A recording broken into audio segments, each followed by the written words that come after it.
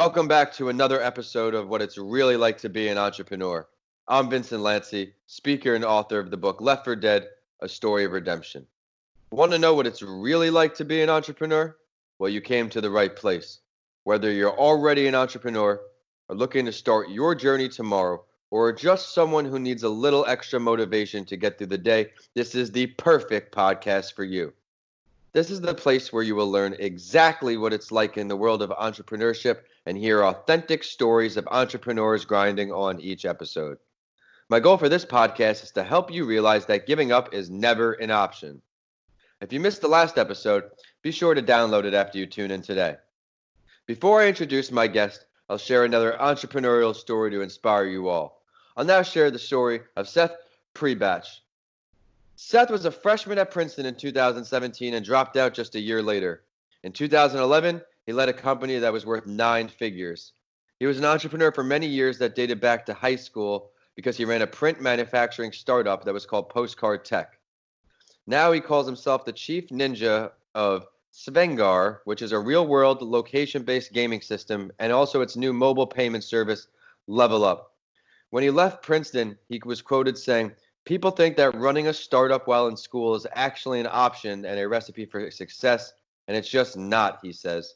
And if you want to be a big startup while you're in school, you either end up failing as a startup or failing at school, or doing okay at school, but the startup is going to, for lack of better terms, be forced on hold until the time you graduate or go full time. He said he had no regrets in his decision to leave school because of everything that he did. He took a big risk, and as entrepreneurs, that's something we do a lot. Derrick, what'd you take away from his story?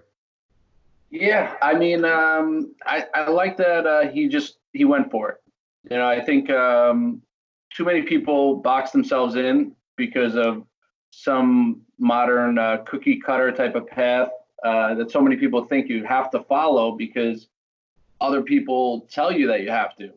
I don't think there's the one size fits all for success. And sometimes you got to do what he did and just go for it. I love it. Absolutely. That voice you just heard is the sound of today's guest. My guest on the show today is someone I met through a friend. My longtime friend, Matty Free, said his company is hosting a podcast and they would love to have me on. So I traveled there when I was visiting my family in New York, and I went on their Under the Rock podcast and made friends with the host as well. He's also an entrepreneur, so I had to have him on my show. Allow me to introduce Derrick Bliss. Derrick, thanks for coming on my show. Hey, Vincent. Yeah, no, hey, I really appreciate you having me on. And it was great when you came on Under the Rocks podcast, and you have an unbelievable story, and it was a great time. But thanks for having me on. Absolutely. Would you mind previewing just a bit of your story and what led you to what you're working on today? Yeah, so we're a digital marketing services company, and we kind of started really with nothing. I know you've probably heard that story a few times, but it's true. And we really didn't have much more than the ability to craft deals. We weren't funded with capital, but really we were equipped or armed with creativity, and that's how we were able to kind of make moves in the early years and acquire really what I think all great businesses are based upon, which is the people, top talent.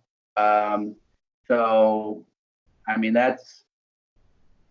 of a little preview of the story, but I'm sure we'll get into more of it. Absolutely. Derrick, it's time for the Big Five. On each episode, my guest and I will go over these 5 questions to help you, the listeners, learn what it's really like to be an entrepreneur. You ready to go, Derrick? I think so. I hope so. When did you realize that either you weren't happy with what you were doing or you just needed that change to truly start this entrepreneurial journey?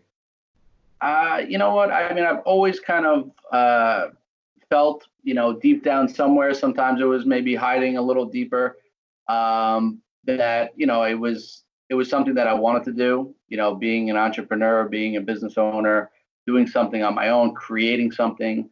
But the better, I guess, more truer answer to your question is long before that I actually took the leap. I was working my way up through, a corporate type of position, doing sales and marketing stuff. But for a while, probably a couple years, I really, really wanted to just go off on my own and do something. And I have, some ideas, and I had, taken little actions here or there, but it wasn't until I got the proper motivation in the form of something major happening that just thrust me into action to go and do it. Absolutely. So how long have you been on this current project with Thump? It was 2012 really, so I would say we really got rolling. So yeah, it's about almost 8 years. That's amazing. So we're coming on a decade of business. They say most entrepreneurs, their startups don't last that first year, but if you do. Oh yeah, and you know what? I'm not surprised by that. Even 2 years, 3 years, 4 years. I if I'm being honest with you and your listeners, I can't tell you how many times that I just wanted to, I just had that conversation inside, and just, what should I throw it in? Should I stop this? This is crazy. It's just so many bad days, so many roadblocks, so many walls. But that little voice tells you to just keep going. So that's the thing. There are so many walls you hit in entrepreneurship. It just seems when one thing's working, the next thing isn't, and it's a cycle of that over and over again. It's not for the faint of heart, but you stick with it. You believe, even when on the really bad days, you just believe deep down, where you're going, what it's going to be eventually. You're not in it for, the first 12 months, 24 months. You're in it for the long haul. Absolutely. Well, that's a good segue, I think, to what do you think one or two of the most difficult parts of being an entrepreneur are for you? Now you're doing your own thing, about 8 years in the business. What's difficult for you? Well, yeah, it's, ask me on any day of the week, I'll give you something different. But, just overall, two things. One thing is, in those tough times, everyone is really eager to hear about how much it's sucking and, how bad you're doing, right? Everyone wants to hear that stuff. But when you start to succeed, after you finally, you've gone through basically hell and back and you start to succeed, people kind of act like, well, you got lucky. It was just, no big deal. And nobody really wants to hear about that anymore. Right. That's something just keep in mind. You don't need to get mad about it. You don't need to have a chip on your shoulder about it. But that's, for me, I found a bit of human nature, and, things are doing a little bit better now. And nobody wants to talk about that, so just keep your mouth shut and keep moving. The other thing is, the working 7 jobs, or throw whatever number you want to throw. Yeah, let's talk about that. But, you're working a high number of different jobs, and you're getting paid a lot of times, for zero jobs, right? You have no promise. There's nobody sitting there promising you anything that, this is going to pan out. For sure it's going to work. You're on a tightrope and you have no safety net below you, right? So, I think one of the saddest things is when people, pour their heart and souls into businesses like a restaurant or a shop, and it just doesn't work out.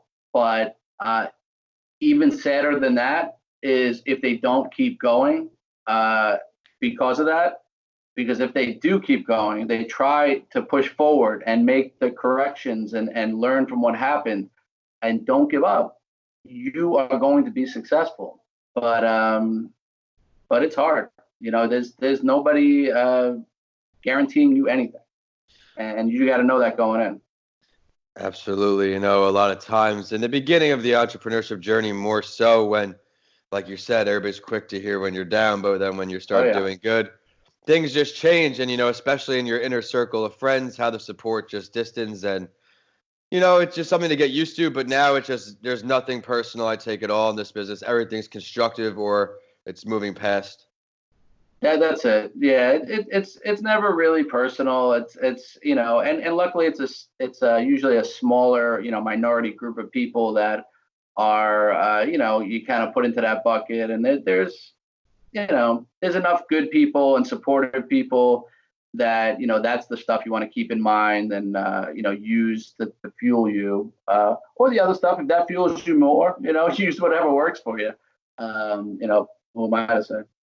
Absolutely, I agree with that. I mean, just stay focused on your own mission. Sky's the limit. I mean, you know Hmm. that best now. You said 8 years and the ups and downs, but maybe with business and maybe a personal thing, Derrick, what is one of your greatest failures or lesson learned, and what did it teach you? Why has it stuck with you all the way up till today? Uh, Single greatest, one greatest. I don't know. I got a greatest hits of failures album dropping soon, but um, I started a business running alongside Thump Local, which produced directories, and it was like a print type of business, and it provided a really great value to the clients that bought into it, and the team itself did an amazing job up against the environment that we were in. So like I would say, I know it's not sounding like a failure yet, but the failure was not on the product, it was not on the team's execution of it, but the failure was I think on me to some extent to say, we should have transitioned. Eventually, we transitioned those clients into a more digital space. So my failure there is probably should have, made that disconnected that emotional part of it sooner, and said, hey, you know what? Look around at the environment. Don't be so rigid. Make the adjustments. Make the transition. Probably should have done that a little sooner than we did there. So that's a lesson learned. It's you don't want to change your core principles for your business, right? Whatever makes your business special, but don't be so rigid that you don't adapt and adjust to the environment around you and what the market is kind of calling for a little bit more loudly. Every industry you're in, you have to stay up with the times. You have to keep evolving, otherwise you're a laggard behind. Very true with the technology and digital age, like you're saying. There's a window where a lot of companies might probably didn't make that window. To be Yeah, honest, a lot of companies who did wait, it was a split second if you think about it. yeah. AOL back in the day, and No, it's yeah. You snap your fingers, and so you really got to pay close attention, and make those changes. Sometimes it's hard because it's not what got you to where you are, but throw that out the window. That kind of thinking is not good for you. It'll hurt you in the end. absolutely. As you evolve, you're always learning from people in your industry, learning from other people, gaining different perspectives. If you could choose to have a conversation and learn from any entrepreneur, Derrick, dead or alive, who would it be? Paint the picture for us. Maybe where are we talking? What are we talking about? Oh, well, I'll go. People who I could still have a conversation with, I guess. I would say, one guy I was trying to get a hold of was Damon John, who's on Shark Tank, and I have a really awesome. I think it's an awesome idea for a new concept of shoe, and I actually secured a utility patent. I have a patent on it. Nice. And I've actually tried to reach out to him on several occasions to Yeah, to no return messages. But Damon John, if you're listening, let's talk. I got something that's kind of cool. But yeah, so I mean, I'd want to kind of get some insight from somebody like that. That's kind of, I think, maneuvered in bigger, kind of more complex deals than I've maneuvered in. I maneuvered in many many deals, to get to where I am now without having the lack of funds. You have to get creative, to get people on board. Maybe you have to make deals for people coming on as partners, or borrowing money if the terms are the right thing. Um, but yeah, I mean that's he's on a higher level, dealing with probably larger corporations and his own large corporation, and yeah, just love to pick somebody like that's brain for a while. That would be cool. And give him my idea. Maybe he hates it, but I don't know. I'd love to at least to hear that he doesn't like it. That would be good. Well, it's incredible you have a patent. I do know the amount of work that goes into obtaining a patent. I know it's not an easy thing, and I thought about many things many times and just never happened. I got a great patent lawyer. If you need him, Wow, appreciate that. let me know. And yeah, it's a process, and it's time and it's money. Yeah, And again, no guarantee that it'll ever get in. that's right. But if you can't find anything that really matches what it is when you do a patent search, and you can, I mean, you can do a quick thing on, I think it's Google has a whole patent website. Oh, It's like okay. google.com/patents or patents.google.com or something, where you can literally search all, existing patents to see if somebody's already patented your idea or not. But anyway, I don't want to get off on a tangent, but maybe interesting for some entrepreneurs. Well, I think it's a good thing to talk about because now we're going to look into the future a little bit. You're talking about patents. Now let's look 1 year and 5 years, Derrick. Where do you see yourself in all of your entrepreneurial endeavors in 1 year from today? What are we seeing from Derrick? Yeah, I mean, I really, it's a tough question. My goal day in, day out is, and a year out is to offer more value to our clients and more benefits and perks to our employees. So that's always my focus. We're in an ever-changing landscape, digital marketing. So I want to, in 1 year from now, be able to say I've scoured everything, every service out there, and I want to be able to say I'm offering the most valued service to our clients and grow the number of employees that we have. I'd like to, within the next 5 years or so, triple the amount of staff that we have because we're providing that value. Right.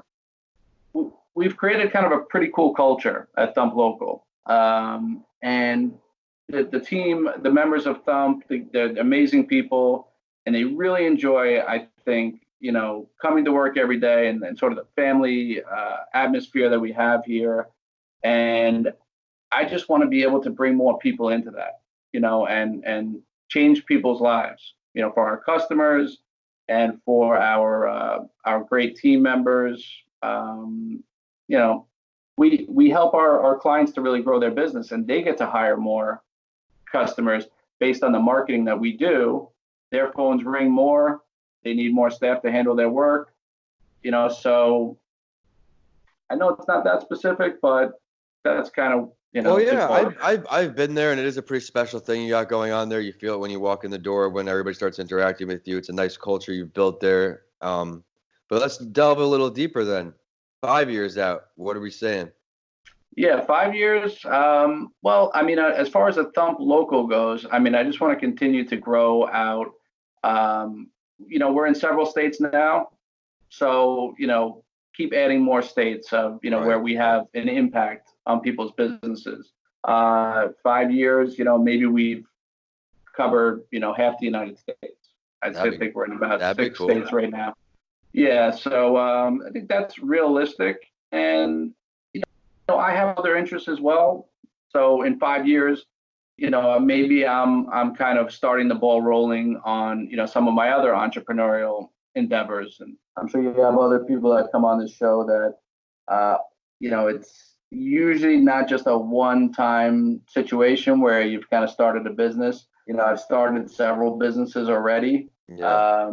And I have a lot more ideas in mind, but you just have to be smart about it. You just can't go off in too many directions. You're only one person.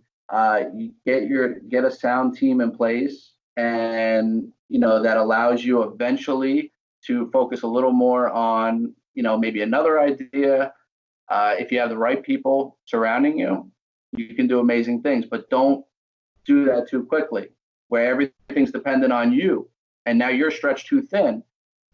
And basically what happens is you're juggling too many balls, they all drop. So, don't want to kill anybody's enthusiasm. Enthusiasm makes the world go round, but, just be smart about it. Think it through. Yeah, a lot of times you hear, and it comes up sometimes in the podcast, where the team is everything. You can be the best, but you need the team around you. I've had a few people on the 100%. podcast credit their team as well, so I do enjoy how you did that because you have to appreciate those around because they help you grow and you grow from them. Everybody's perspectives helps everybody grow emasculate. Absolutely. I mean, if you're looking to start any type of business, you want to be successful, start looking around to find, top people to get on board, whether that's through smart partnership deals or, borrowing money or however you have to do it, but get good people and you'll see it start to, like magic, start to take off. Absolutely. People, people, people. Well, thanks so much, Derrick, for coming on. I know our Absolutely. listeners are going to see all the value in our episode today. I enjoyed Great. how you started the Big Five with talking about how you always felt the need to be an entrepreneur and you followed your dreams and did it right into the difficult parts and then why you wanted to choose. Man, I loved everything about your episode. You had a great job today. Thank you. Awesome. It's time for the last word, though, Derrick. Is there something you want to say to our listeners that we didn't get to touch on today? The most important thing is I think we kind of started the show and we'll end it maybe the same way. Is go for it. It may start out as something that it is not exactly what it's going to end up being. Business is a living thing. It evolves, right? So be comfortable with the fact that you go out there, you learn, you're going to fail a little bit, and let it evolve into what it's going to be without being so rigid in its principles there. And the only way you're going to know is by doing it. Go for it.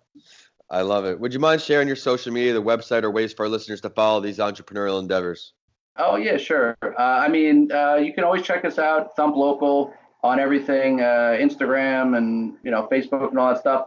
I think I'm Derrick J Bliss on Instagram, and then our podcast that we do is not always entrepreneurial stuff, but it's called Under the Rock. Do you want to touch on that a second? Just briefly describe what it's about. Yeah, it's basically we're on this journey to kind of get to know people on a little deeper of a level, kind of knowing their stories and where they come from and what makes them who they are, what's kind of below the surface. Like a lot of times we know people from hey, this is what you look like, this is what you do for a living, this is how you speak, this is where you come from.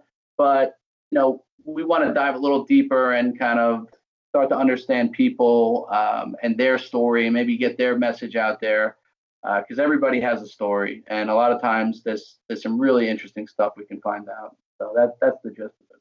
Yeah, I had a great time on there. Remember to check out the show on Instagram and Facebook at your favorite morning podcast, and on Twitter at Podcast by Lanci. Of course, my handles are at Vincent A. Lanci on all social media and YouTube, and my website is vincentalanci.com. Be sure to check out my book, Left for Dead, A Story of Redemption, on Amazon now, but be sure to DM me or email me. I want to hear what you think.